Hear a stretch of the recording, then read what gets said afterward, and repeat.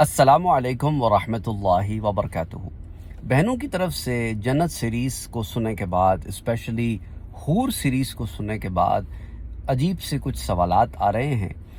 یعنی وہ سوالات کچھ اس نوعیت کے ہیں، ان کو خلاصتاً اگر بیان کیا جائے کہ ایک طرف تو سوال یہ کیا جا رہا ہے کہ کیا مرد کو ہم سے زیادہ نعمتیں ملیں گی؟ کیا ہماری نعمتیں مرد سے زیادہ ہوں گی؟ کیا مرد وہاں پر بھی ہم پہ حکم چلائے گا؟ اس سے متعلق کچھ آگے پیچھے سوالات آ رہے ہیں۔ وہ کیسے اتنا خوش رہے گا، اور اس کو تو فلاں نعمت بھی مل رہی ہے، وہ سارا لے دے کے حور کے اراؤنڈ بات گھومتی رہتی ہے۔ یعنی خلاصتاً یہ کہنا چاہ رہی ہیں آپ کہ آپ جنت میں بھی اس کو اپنے بنائے ہوئے اصولوں کے تحت خوش دیکھنا چاہتی ہیں، اللہ کے بنائے ہوئے اصولوں کے تحت نہیں۔ جنت میں بھی وہ خوش رہے تو ان اصولوں کے مطابق جن پر میں خوش ہوں۔ نہیں جی، یہ ناانصافی ہوگی، اور جنت میں ناانصافی نہیں ہو سکتی۔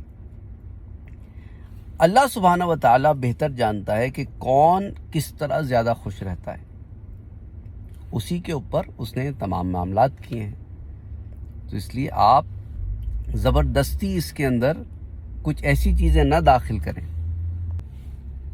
کوئی تو وجہ ہوگی نا، اللہ عز و جل نے یہ جو اصول بنائے ہیں، کس کو کیا دینا ہے، کتنا دینا ہے، کیسا دینا ہے، کب دینا ہے، کس کو کیا کیا چیز اچھی لگتی ہے، کیا چیز بری لگتی ہے۔ اور جنت میں یہ سیلفشنس نہیں ہے، یہ سیلفشنس کا مظاہرہ ہے کہ آپ یہ کہیں کہ اس سے وہ ملے جو میں سمجھتی ہوں کہ میری خوشی جس میں رہے۔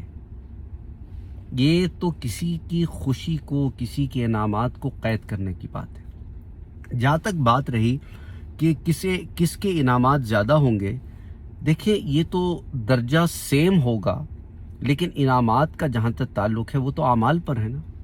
عورت کے عمل مرد سے زیادہ بھی ہو سکتے ہیں، اس سچویشن میں اسے زیادہ انعامات عطا ہوں گے، اور اگر مرد کے زیادہ ہیں نیکیاں، اعمال، اچھے اعمال، تو مرد کے انعامات زیادہ ہیں۔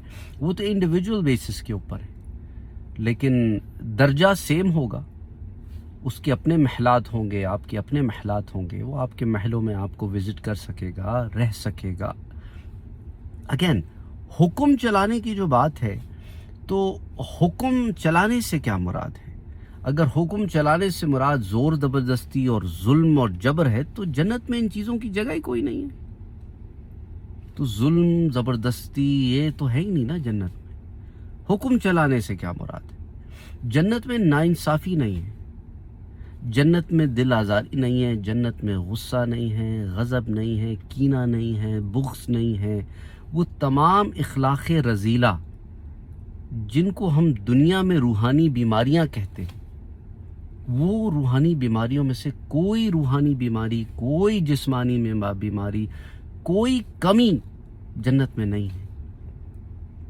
تو اس لیے کوئی کسی پر حکم نہیں چلائے گا ان دیٹ سینس، سمجھ رہی ہیں آپ؟ لیکن اب یو ہیو ٹو ڈیفائن حکم چلانے سے اگر ظلم مراد ہے تو جنت میں تو ظلم ہے ہی نہیں۔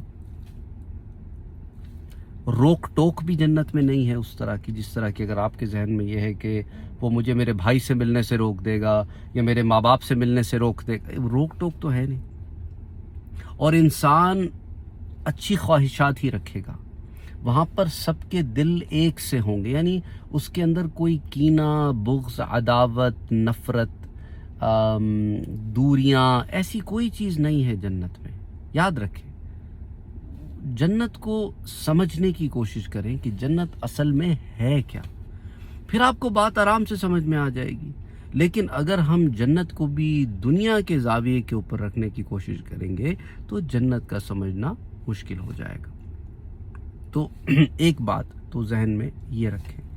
پھر کچھ اور سوالات بھی ہیں، اس کو پھر کسی اور درس میں دیکھتے ہیں۔ آج میں نے اسی چیز کو ایڈریس کرنا تھا آپ لوگوں سے کہ ہم چاہتے ہیں کہ دوسرا ہمارے اصولوں پہ جنت میں خوش رہے۔ اچھا، اب اس درس کے جواب میں کچھ خواتین بڑی ریبیلیس قسم کی ہو جاتی ہیں جب وہ یہ باتیں سنتی ہیں، تو وہ کہتی ہیں کہ اگر اسے اگر حور ملے گی تو ہمیں بھی کچھ اسی طرح کا ملنا چاہیے. یعنی اس طرح کی باتوں پر جب وہ اتر آتی ہیں تو اٹس سیڈ کہ جس چیز کی دنیا میں بھی اجازت نہیں ہے آپ جنت میں اس چیز کو مانگ رہی ہیں.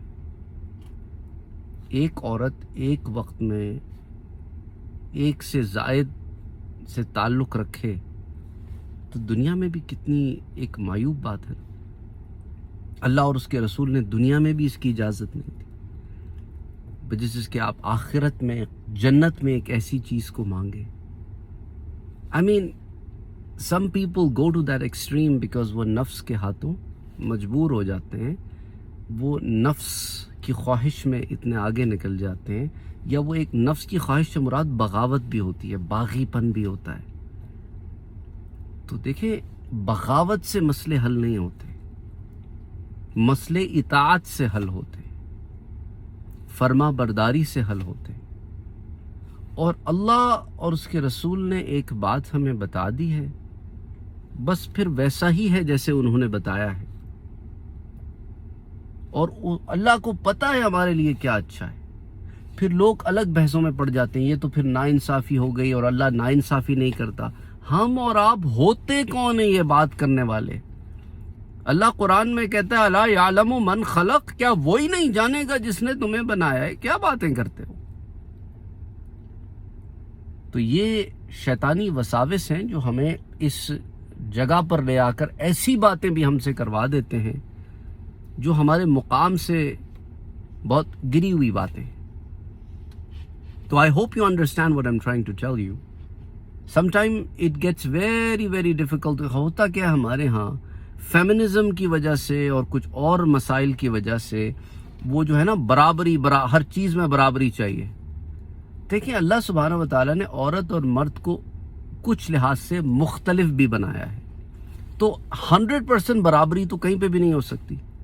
بعض چیزیں عورت کے پاس ہے مرد کے پاس نہیں ہے، بعض چیزیں مرد کے پاس ہے عورت کے پاس نہیں ہے.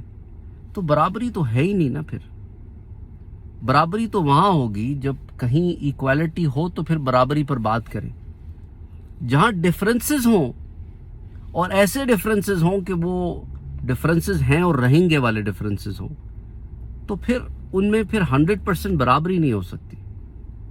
نفسیات کا فرق ہے، سوچ کا فرق ہے، چیزوں کے اوپر ایک آبزرویشن کر کے اس کے اوپر ایک کنسنسس پہ آنے کا فرق ہے. I'm not talking about corporate America decision making. I'm not talking about business decision making. I'm talking about overall psychological, behavioral and emotional differences. Biological differences. ٹھیک ہے، تو you cannot just say apple and oranges are same. Apples and oranges are oranges. سیب ہی رہے گا اور نارنگی رہے گی. ان کو ساتھ بھی رکھتے ہیں تو نارنگی سیب نہیں بن جائے گی اور سیب نارنگی نہیں بن جائے گا. آپ یہ تو کہہ سکتے ہیں کہ یہ پھل رکھے ہوئے ہیں، لیکن آپ یہ نہیں کہہ سکتے کہ یہ سب سیب رکھے ہوئے ہیں یا یہ سب نارنگیاں رکھی ہوئی ہیں. تو every fruit is a fruit yet it depicts different properties. تو try to take it at that level and don't get overwhelmed by things that are out of your hands or control. Allah subhanahu wa ta'ala knows the best. Just remember that.